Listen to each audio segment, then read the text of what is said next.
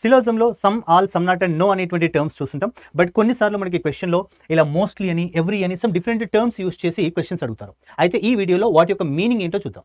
ఇక్కడ మోస్ట్లీ ఏఎస్ఆర్బి అంటే so which is representing some ఏఎస్ఆర్బి అని, సమ్ ఏఎస్ఆర్బిగా తీసుకుంటాం.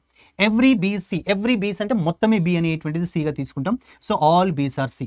అండ్ 99% సిఆర్డి, 99% అయినా కూడా అది some part of C D అవుతుంది. అది 100% అవుతేనే ఆల్గా తీసుకుంటాం. ఇప్పుడు some C are A some part of C ఇప్పుడు ఏ అవుతుంది కదా, yes which is true. And no DC, so no Ds B అవుతుందా, కాదు. రెండు వేరుగా సపరేట్గా ఉంటే దాని మీనింగ్ నో అని కాదు. అలాగే ఇక్కడ స్క్రీన్ పైన at least, few, mostly, almost, utmost, 99%, frequently, generally ఈ టర్మ్స్ అన్నిటి కూడా సమ్ అనేటువంటి మీనింగ్ వస్తుంది. అండ్ అలాగే ఈ వర్డ్స్ని మనం ఆల్గా తీసుకుంటాం. అండ్ మరిన్ని ఇలాంటి షార్ట్ వీడియోస్కి subscribe Ada 24/7 Telugu YouTube channel. Thank you.